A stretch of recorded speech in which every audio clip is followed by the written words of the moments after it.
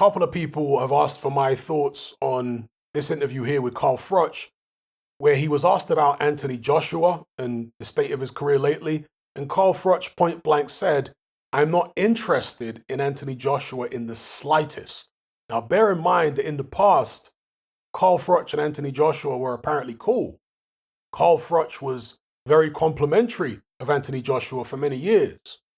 But now he's turning around saying, I don't even want to talk about the guy. He's not even giving any kind of respect, basically, to Anthony Joshua. And that's okay. I'm not complaining about it. Maybe he's got good reason not to. As far as what the reasons could be, if we just speculate for a second, the obvious thing to look at is the fact that Anthony Joshua fired Rob McCracken, and Carl Froch was with Rob McCracken his whole career. Perhaps Carl Froch still talks to Rob McCracken. Maybe. Again, I don't know, but maybe AJ fired McCracken in such a way that Froch felt it was disrespectful. Did he fire him by text? Did he get his management company to let Rob McCracken go rather than speaking with McCracken directly himself? I don't know.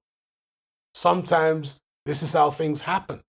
I remember when Dylan White split with Mark Tibbs. And I think he, from what I can remember, said it was done over a text or whatever, rather than a phone call, rather than talking to the person directly. Some people prefer to do things this way, to use an intermediary rather than speaking to the person one-on-one. So again, we can only speculate. I don't know. But Carl Froch, based upon his reaction to being asked about Anthony Joshua here, clearly doesn't seem very happy with the way AJ's conducted himself of late. And again, I have to imagine, if I had to guess, should I say, it's to do with the Rob McCracken situation. Now, I've long said that fighters shouldn't get caught up with this concept of loyalty in boxing, because the people telling you to be loyal, the people demanding loyalty from you, such as promoters and trainers and all these other guys, they're only loyal to one thing, and that's the bottom line: making money. There's always this guilt trip that's played on fighters. You must be loyal to this promoter. You must be loyal to this network. You must be loyal to this trainer. But if you're no longer producing the results, if you're no longer bringing in the money, how loyal do you think all those people are going to be? Do you know what I mean? And so some fighters understand this. Other fighters don't. Other fighters get caught up in the whole loyalty thing. Maybe Carl Froch, because he spent his whole career with Rob McCracken.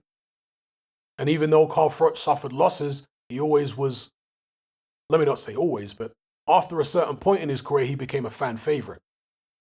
His fans in Nottingham obviously always loved him. And the British boxing public in general loved Carl Froch because of the fact that, yeah, he had his issues, you know, with the George Groves rivalry. Some British fans turned against him because they always do, right? Some people are going to favor one personality over the other. And the way that the Froch Groves fight ended was unsatisfactory to a lot of people. And the way Carl Froch reacted after the fight in the post-fight interview turned a lot of people off.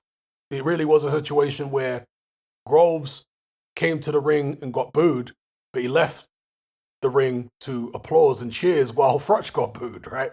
Groves talked about that in the lead up to their rematch. But anyway, Froch, for the most part, has been a popular fighter in the UK. And so he never experienced with Rob McCracken a situation where he was completely finished, where he wasn't bringing in any money, so on and so forth. You know, and of course McCracken and any trainer, sometimes if they have lots of different options of fighters they could train, they're not going to be as loyal. But when they don't have loads of different options, they're more likely to be as loyal. When I say loyal, they're more likely to stick with a particular fighter and put their heart and soul into that fighter. But when you've got a trainer who's got loads of different people they could train, let's see whether they stick around when you're down and out. Do you know what I mean? So the whole concept of fighters being loyal to trainers and promoters and managers and all this kind of thing, that's never sat well with me. George Groves actually spoke about what it's like being a fighter. He said, you have to be selfish. You have to be selfish and you have to be ruthless because pretty much everybody else is, or the vast majority of other people are. They just try and guilt trip fighters into being loyal to this one or that one. So I don't know. Maybe Carl Froch feels that Rob McCracken is different and that he's not a typical boxing industry guy. He'll just turn his back on a fighter when the fighter's no longer winning.